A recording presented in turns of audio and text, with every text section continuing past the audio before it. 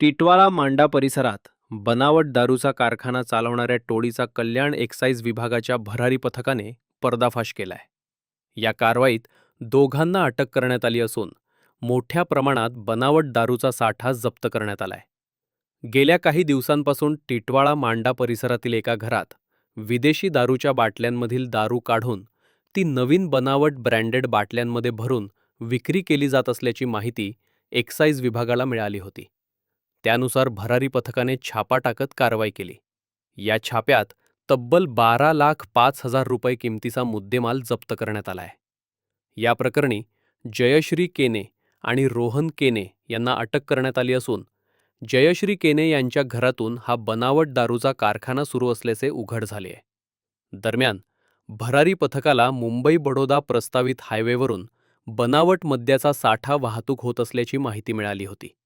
संशयित वाहन थांबवून चौकशी केली असता गाडीमध्ये विदेशी मद्याचा मोठा साठा आढळून आला. चौकशी दरम्यान ही टोळी टिटवाळा मांडा परिसरात बनावट दारू तयार करत असल्याचे स्पष्ट झाले. छाप्यात बनावट बूच, प्लास्टिक जार, बनावट विदेशी मद्य आणि रिकाम्या काचेच्या बाटल्या सापडल्या आहेत. या दोघांकडून शहरातील ढाब्यांवर बनावट दारूचा पुरवठा केला जात असल्याचा संशय असून या प्रकरणाचा पुढील तपास एक्साईज विभागाकडून सुरू आहे. बनावट दारू विक्री प्रकरणी आज कारवाई केली आहे, काय संपूर्ण प्रकार? सदरची आज जी कारवाई केलेली आहे ती आमचे महाराष्ट्राचे आयुक्त राजेश देशमुख साहेब, सहआयुक्त प्रसाद सुर्वे साहेब आणि आमचे विभागीय उपायुक्त प्रदीप पवार साहेब आणि आमचे ठाणे जिल्ह्याचे अधीक्षक श्री उत्तम शिंदे साहेब यांच्या मार्गदर्शनाने केलेली आहे.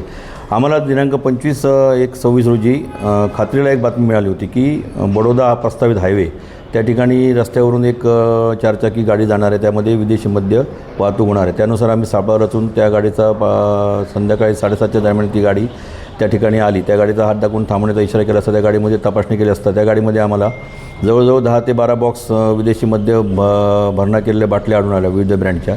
और त्याच्यासोबत आम्हाला कॅप मिळाल्या. संशय जास्त बळवल्यानंतर त्या वाहनासोबत जो आरोपी मिळाला होता केणी म्हणून, त्याच्याकडे चौकशी केली असता तो बोला कोंडेरी गावातनं आम्ही आलो. त्या ठिकाणाहून जवळजवळ एक 5-1 किलोमीटर तो कोंडेरी गाव म्हणून आहे, त्या ठिकाणी गेलो असता. त्याच्या घरामध्ये आम्हाला जवळजवळ म्हणजे 12 लाखाचा मुद्देमाल मिळून आला. त्या ठिकाणी प्लास्टिकचे जार 20 लिटरचे पाण्याचे असतात, त्या जारमध्ये ब्लेंड होता व्हिस्कीचा आणि बकार्डी रमचा.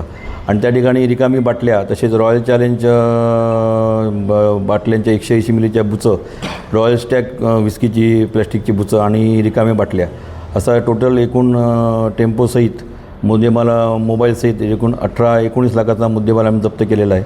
त्यामध्ये 2 आरोपींना अटक केलेली आहे आणि त्या आरोपींची कोर्टात हजर केली असता त्यांना 1 दिवसाची पोलीस कस्टडी मिळाली आणि याचा योग्य तो पुढील तपास चालू आहे. त्या ठिकाणी जो कागदपत्र मिळालं त्याची पण तपासणी चालू आहे.